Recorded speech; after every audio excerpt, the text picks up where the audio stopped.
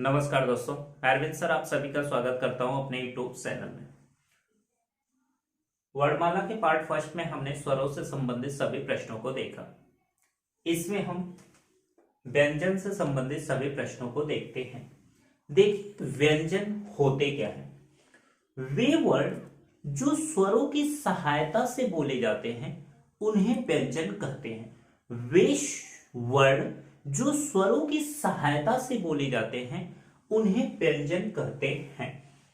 देखिए क, ख, ग, घ, ङ,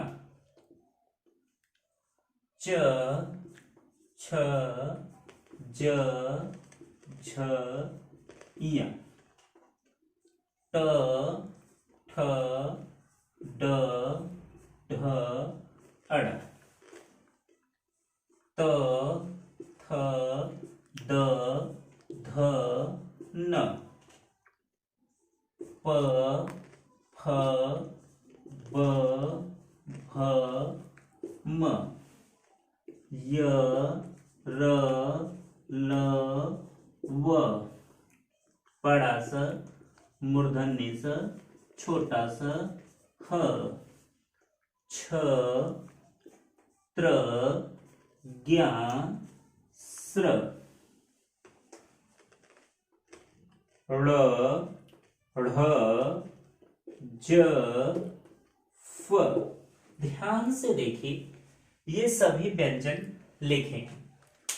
क, ख, ग, घ, ङ, क, ख, ग, घ, ङ, च, छ, ज, झ, ञ, ट, ठ, ड, ढ, ळ, त, थ, द, ध, न, प, फ, ब, भ, म। ये जो 25 व्यंजन आपको दिख रहे हैं क, ख, ग, घ, ङ, च, छ, ज, झ, ञ, ट, ठ, ड, ढ, अड़, त, थ, द, ध, न, प, फ, ब, भ, म। ये जो 25 व्यंजन आपको दिख रहे हैं इन्हें स्पर्शी व्यंजन कहते हैं। इन्हें स्पर्शी व्यंजन कहते हैं। स्पर्शी व्यंजनों की संख्या जो है 25 होती है। ये स्पर्शी व्यंजन जो है ये मुख के किसी भाग से स्पर्श करते हुए निकलते हैं।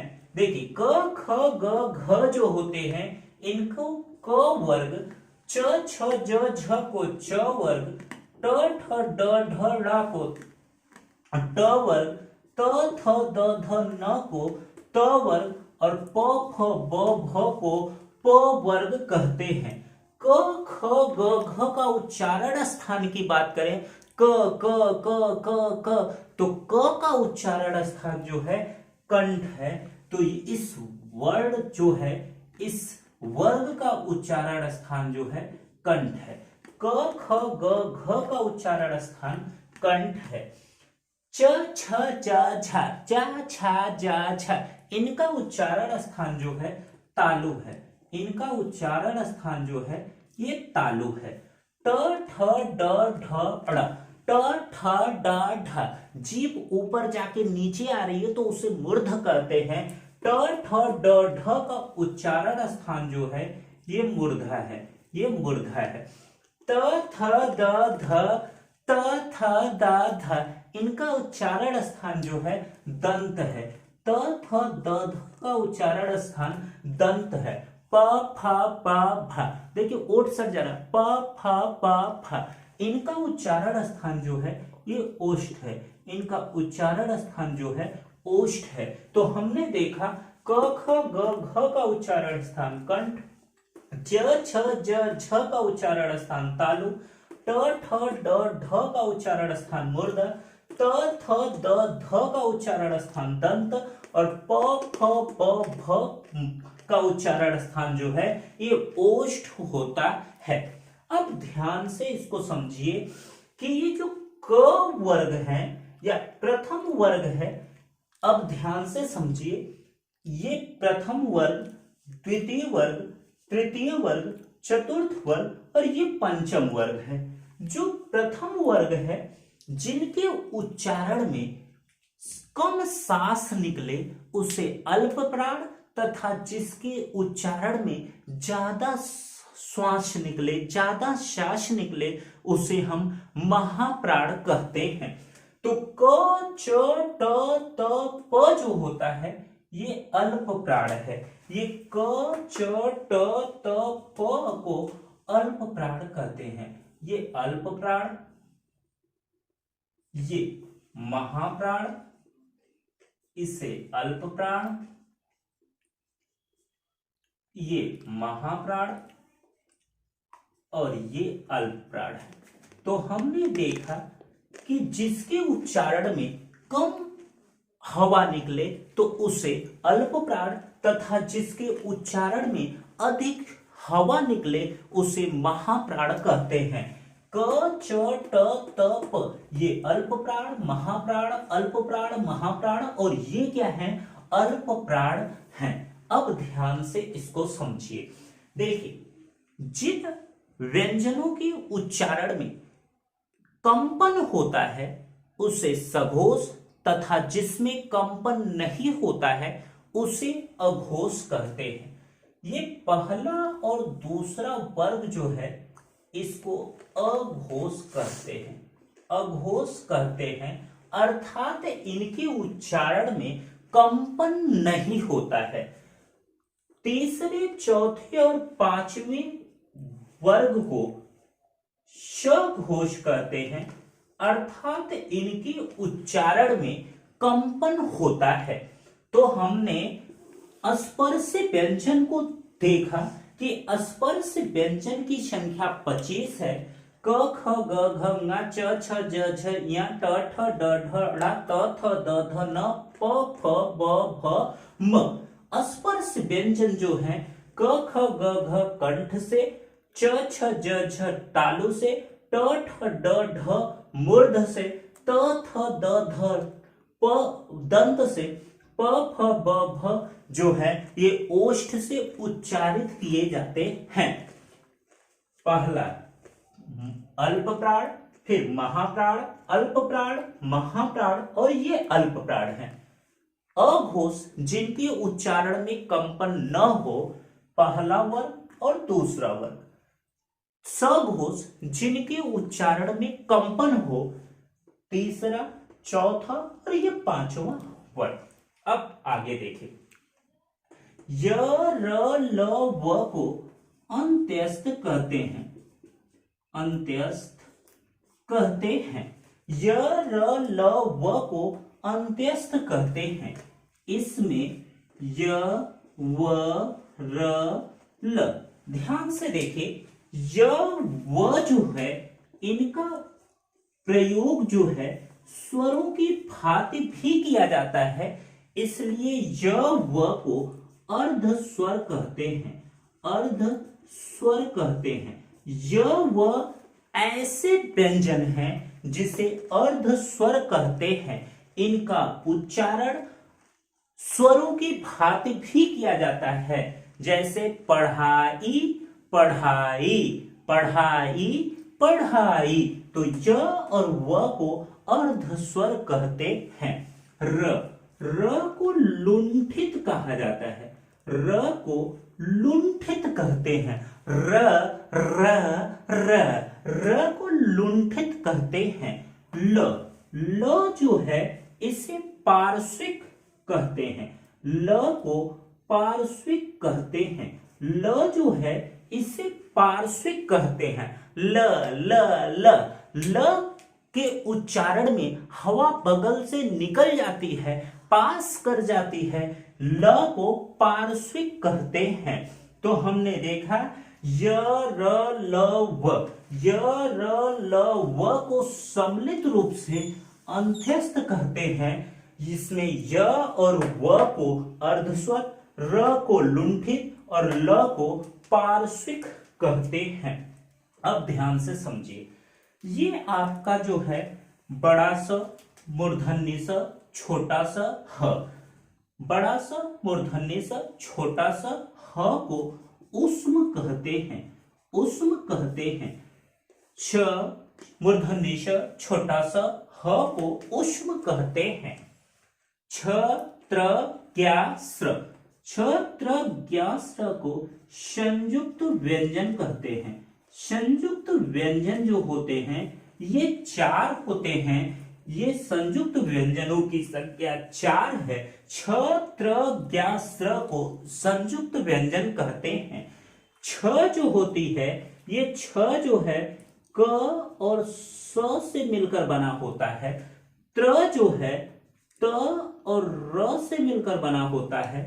ज्ञा जो है ये ज और या से मिलकर बना होता है।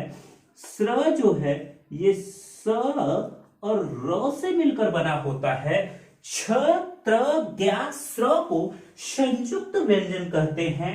संयुक्त व्यंजनों की संख्या 4 होती है।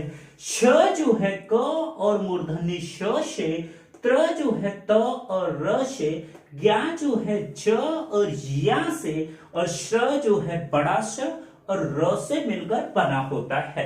अब हम आगे बढ़ते हैं। देखिए ड़ और ढ को उच्छित कहते हैं।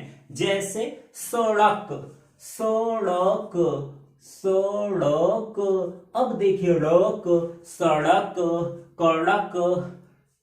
ड़ का प्रयोग देखिए, आजमगढ़, बाढ़, आजमगढ़, बाढ़। तो ड़ और ढ को उच्छित कहते हैं। ज और फ ऐसे व्यंजन हैं जो फारसी से हिंदी में आए हैं, इसलिए ज और फ को आगत व्यंजन कहते हैं। इनको आगत व्यंजन कहते हैं। तो हमने देखा कि ड़ और ढ को उच्छित तथा ज और फ को आगत व्यंजन कहते हैं। तो इस प्रकार हमने संपूर्ण व्यंजन से संबंधित तथ्यों को देख लिया। देखिए पहला क्वेश्चन है, भाषा की सबसे छोटी इकाई। भाषा की सबसे छोटी इकाई है शब्द, व्यंजन, स्वर और वर्ण। तो भाषा की सबसे छोटी इकाई वर्ड होती है। वर्ड से अक्षर, अक्षर से शब्द, शब्द से पदबंध, पदबंध से उपवाक्य और उपवाक्य से वाक्य बनता है। ऊ किस प्रकार का स्वर है? ऊ जो है ये किस प्रकार का स्वर है? ऑप्शन है अग्र, मध्य, पश्य और कोई नहीं। तो हमने बताया था अ का उच्चारण स्थान मध्य से होता है। ई, ए का उच्चारण स्थान जो है अग्र से होता है, और शेष जो बचे हैं उनका उच्चारण स्थान पश्य से होता है। तो ऊ का उच्चारण स्थान क्या है? पश्य। व का उच्चारण स्थान क्या होता है? ध्यान से देखिए, व जो होता है ये व का उच्चारण स्थान जो है ये दंत ओष्ठ होता है। हमने आपको स्पर्शी व्यंजन आपको सभी बताए हैं। स्पर्शी के अलावा हमने अंत्यस्थ बताया था। य, र, ल, व को अंत्यस्थ कहते हैं, जिसमें य और व जो है ये य और व जो है ये अर्ध स्वर है। र जो है लुंठी और ल जो है पार्श्विक है। इसमें व का उच्चारण स्थान जो है वो दंत ओष्ठ होता है। कौन सा वर्ण सघोष है? सघोष हमने आपको बताया था कि जो पहले और दूसरे जो वर्ग हैं ये अघोष तथा तीसरे, चौथे और पांचवें जो हैं वो सघोष होते हैं। तो सघोष कौन है? क, ये तो पहला है, नहीं अघोष होगा। प अघोष है, च अघोष है, लेकिन त, थ, द, ध जो है ये चौथा है, ये आपका क्या है? ये आपका सघोष है। य, र, ल, व को क्या कहते हैं? उसमें या संघर्षी, अंध्यस्त, उच्छित या अयोगवाह। तो हमने बताया था य, र, ल, व को अंत्यस्त कहते हैं, अंत्यस्त कहते हैं। अल्प प्राण कौन है? देखिए अल्प प्राण बताए थे कि पहला वर्ग जो है अल्प प्राण, फिर महाप्राण, फिर अल्प प्राण, फिर महाप्राण, फिर अल्प प्राण। तो अब देखना है अल्प प्राण कौन है। तो ख जो है ये तो आपका महाप्राण है। छ जो है च, छ, ये भी महाप्राण है। द देखिए त थ द, तो ये तीसरे पे आ रहा है, तो अल्प प्राण, महाप्राण, फिर अल्प प्राण, तो अल्प प्राण कौन होगा आपका, द जो है ये अल्प प्राण होगा। अब आगे देखते हैं, देखिए अगला क्वेश्चन है, कौन सा स्पर्श व्यंजन नहीं है, स्पर्श व्यंजन नहीं है, प ज न और ज। हमने बताया था कि स्पर्श व्यंजन की संख्या 25 है, क ख ग घ ङ च छ ज झ ञ ट ठ ड ढ अड़ त थ द ध न प फ ब भ म को स्पर्श व्यंजन कहते हैं। यह जो है ये स्पर्श व्यंजन नहीं बल्कि अंत्यस्थ है। कौन सा समृद्ध स्वर है, समृद्ध स्वर कौन सा है, अ आ ई ओ। हमने बताया था जिसमें मुख जो है गोलाकार हो जाए उसे समृद्ध स्वर कहते हैं। समृद्ध स्वर कौन सा था, हमने आपको बताया था ई ऊ, तो ई जो है ये आपका समृद्ध स्वर है। कौन सा अर्ध स्वर है, अर्ध स्वर किसे कहते हैं, म च प म य व न और द, तो य और व को अर्ध स्वर या द्विगुण स्वर कहते हैं। ल किस प्रकार की ध्वनि है, लुंठित, पार्श्विक, संघर्षित या उत्क्षिप्त, तो ल जो है ल को पार्श्विक कहते हैं। कौन सी प्रकार की ध्वनि है, यह पार्श्विक है। कौन सा व्यंजन लुंठित है, लुंठित जो है कौन लोटता हुआ निकलता है मुख से, लुंठित कौन है, तो हमने बताया था र को लुंठित कहते हैं।